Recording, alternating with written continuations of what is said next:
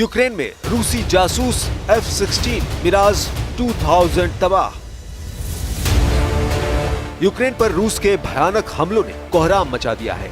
हालात ये है कि ट्रंप पुतिन को 10 से 12 दिन की चेतावनी दे रहे हैं, तो वहीं दूसरी तरफ पुतिन यूक्रेन की राजधानी कीव पर तूफानी हमले करने में जुटे हैं। स्थिति ये हो गई है कि अब पुतिन ने ट्रंप के ही सामने दो विकल्प रख दिए हैं, या तो यूक्रेन को बचाने के लिए अमेरिका रूस से सीधी जंग करे, या फिर अमेरिका यूक्रेन पर रूस के जीत और कब्जे को मानकर राष्ट्रपति जेलेंस्की को बातचीत के लिए मजबूर करे। अब ऐसी स्थिति में रूस यूक्रेन जंग ऐसे विनाशक युद्ध में तब्दील हो चुकी है, जहां रूस यूक्रेन के साथ साथ अमेरिका समेत नेटो के 32 देशों से युद्ध करने को पूरी तरह से तैयार है। रूस की हिम्मत, ताकत और मजबूत रणनीति का इसी से अंदाजा लगाया जा सकता है कि रूस ने यूक्रेनी वायुसेना के पायलटों को अपना जासूस बनाना शुरू कर दिया है। खबर तो यह है कि रूस ने यूक्रेनी पायलट को अपना जासूस बनाकर यूक्रेन के F-16 मिराज 2000 सुखोई 24 को तबाह कर डाला है। हम शुरुआत करते हैं यूक्रेन पर पिछले 12 घंटों में हुए रूस के खूनी हमलों से, जिसने यूक्रेन के साथ साथ अमेरिका के होश उड़ा दिए हैं। तबाह हुआ कीव, रूस का मिसाइल हमला। 9 जुलाई 2025 से अब तक रूस ने यूक्रेन पर 10 गुना ज्यादा हमले किए हैं। ऐसा अनुमान है कि अब तक रूस ने यूक्रेन पर 2500 से ज्यादा हवाई हमले किए हैं, जिसमें एक दिन में यूक्रेन के शहरों और इलाकों पर 400 से लेकर 500 ड्रोन से अटैक किया गया है, जबकि रूस ने बैलिस्टिक मिसाइलों से भी यूक्रेन में भारी तबाही मचाई है। पिछले 24 घंटे में रूस ने पूर्वी यूक्रेन समेत यूक्रेन की राजधानी पर इतने भीषण और विनाशक हमले किए हैं कि यूक्रेन को समझ नहीं आ रहा है कि रूस के हमलों का सामना कैसे करे। राष्ट्रपति ट्रंप भी यूक्रेन पर हो रहे रूसी हमलों को देखकर बौखला गए हैं। रूस के मिसाइल और ड्रोन हमलों में दर्जनों यूक्रेनी नागरिक मारे गए हैं, जबकि सैकड़ों इमारतें अकेले कीव में ही तबाह हो चुकी हैं। रात भर कीव पर धमाकों की आवाजें आती रही। आधा कीव बंकर में घुस चुका है। हालात ये है कि हर 10 से 15 मिनट में रूस के ड्रोन और मिसाइलें कीव पर फट रहे हैं। जरा इन आंकड़ों को देखिए। 31 जुलाई 2025 की सुबह से कीव के कई इलाकों में रूसी ड्रोन और मिसाइलों के भीषण हमले हो रहे हैं। रूस के तूफानी हवाई हमलों में कम से कम 28 लोगों की मौत हो गई है। यूक्रेन के गृह मंत्रालय के मुताबिक मृतकों में 3, 6 और 17 साल के 3 बच्चे शामिल हैं। यूक्रेनी अधिकारियों के मुताबिक हमले में लगभग 159 घायल हुए हैं और एक अपार्टमेंट ब्लॉक ढह गया है। रूस ने 300 से ज्यादा ड्रोन और 8 बेहद शक्तिशाली मिसाइलों से यूक्रेन पर अटैक किया है।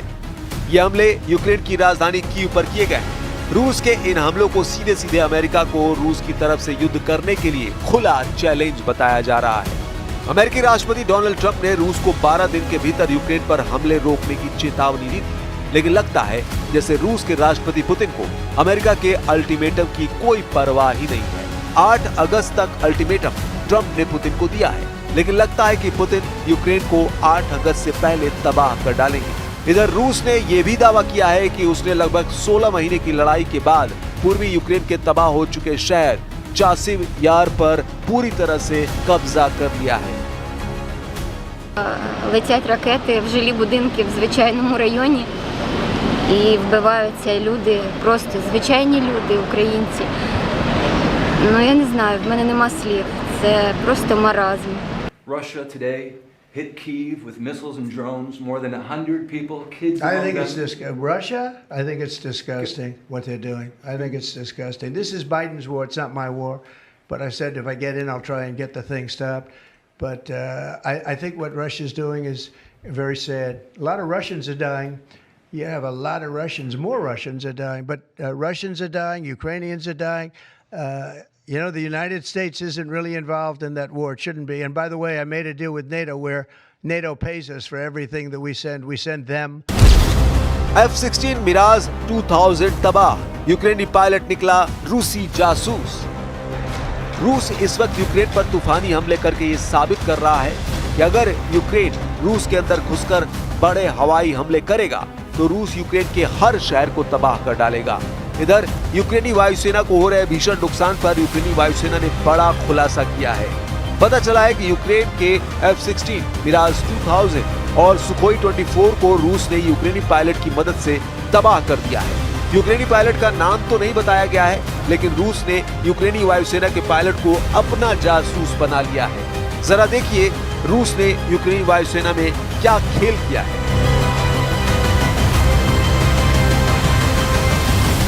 यूक्रेनी वायुसेना के मुताबिक यूक्रेन की वायुसेना के एक उड़ान प्रशिक्षक ने रूस के लिए जानकारी इकट्ठा की ताकि उसे यूक्रेनी हवाई अड्डों पर हमले की तैयारी में मदद मिल सके।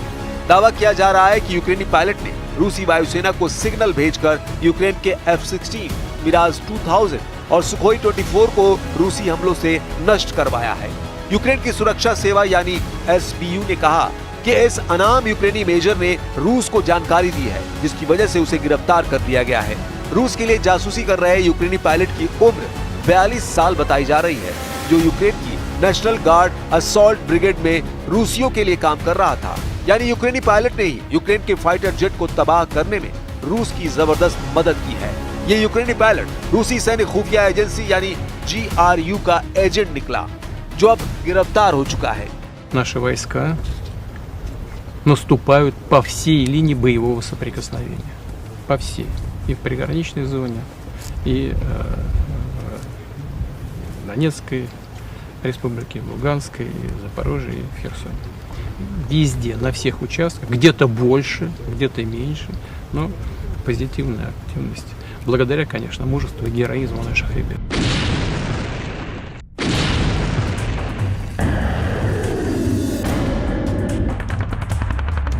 इधर रूस पिछले 10 दिनों से यूक्रेन पर बेहद तेज रफ्तार हमले कर रहा है।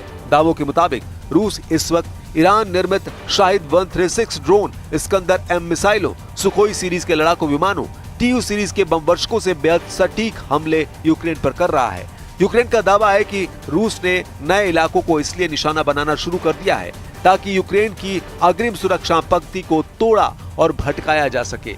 कुछ खबरों में दावा किया गया है कि पुतिन के आदेश पर रूसी सेना की छोटी छोटी टीमों को यूक्रेन पर हमला करने के लिए भेजा गया है।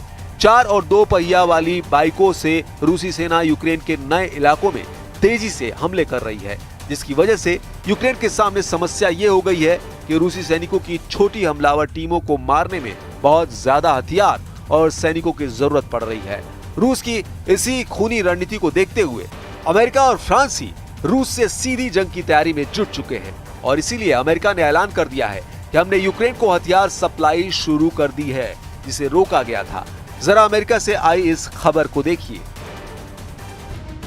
अमेरिकी अधिकारियों ने रॉयटर्स और एसोसिएटेड प्रेस को बताया कि अमेरिका ने यूक्रेन को तोपखानों के गोले और मोबाइल रॉकेट आर्टिलरी मिसाइलों की आपूर्ति फिर से शुरू कर दी है।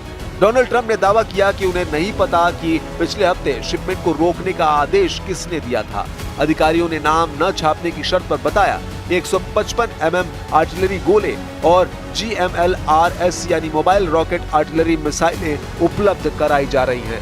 पिछले हफ्ते रोकी गई शिपमेंट में 30 पैट्रियट मिसाइलें, 8500 155 mm आर्टिलरी गोले, 250 से ज्यादा सटीक GMLRS मिसाइलें और 142 हेलफायर हवा से सतह पर मार करने वाली मिसाइलें शामिल थी। हैरानी की बात तो यह है कि अमेरिका के राष्ट्रपति के आदेश नहीं देने पर भी यूक्रेन को हथियार सप्लाई किसने रोकी, इसका सही पता अभी तक नहीं चला है। फिलहाल यूक्रेन को हथियार सप्लाई शुरू हो गई है। ताबूत में यूरोप के 15 देश, पुतिन की यूरोप जंग शुरू। पहले आप जरा इन तस्वीरों को देखिए, जिसमें यूक्रेन के खार्किव, खेरसोन, सुमे और ओदेसा में रूस के खूनी हमलों ने हाहाकार मचा दिया है। खार्किव में रूस ने पिछले हमलों की तरफ इस्कंदर M मिसाइलों से कई हमले किए हैं, जिससे यूक्रेन को भयंकर नुकसान हुआ है।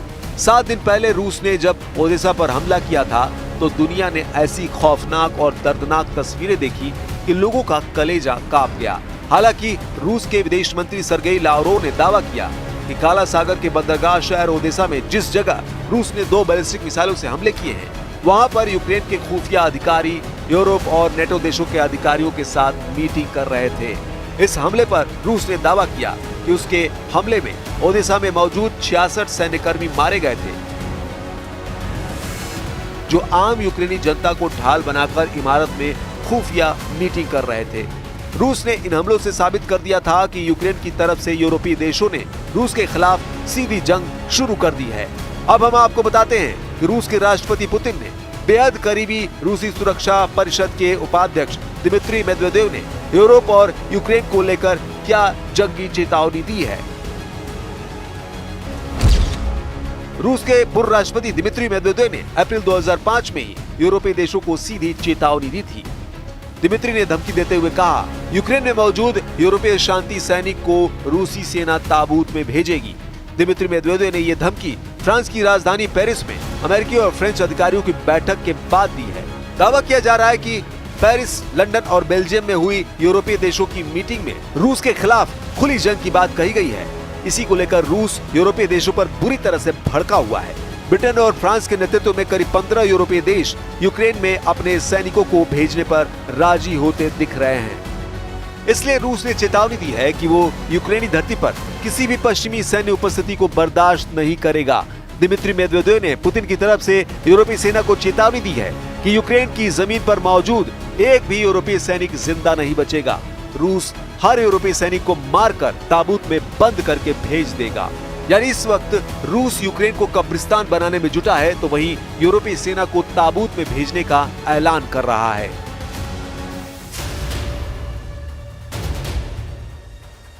रूसी हमलों की इन ताजा तस्वीरों को देखिए। रूस तोपखाना यूक्रेनी सेना के 221 मोर्चों पर अंधाधुंध हमले कर रहा है।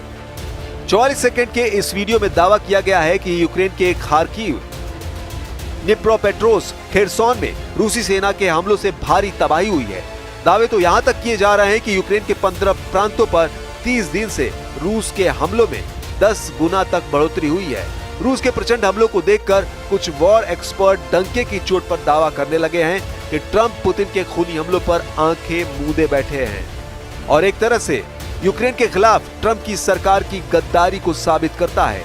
हम आपको ग्राफिक और तस्वीरों के जरिए दिखाते हैं कि इस वक्त यूक्रेन की राजधानी कीव समेत यूक्रेन के 15 प्रांतों पर रूस किस तरह से कैसे हमले कर रहा है। कुल मिलाकर हालात ये हैं कि रूस ने अमेरिका को 2 विकल्प दिए हैं, या तो रूस से जंग करो या फिर यूक्रेन का सरेंडर कराओ।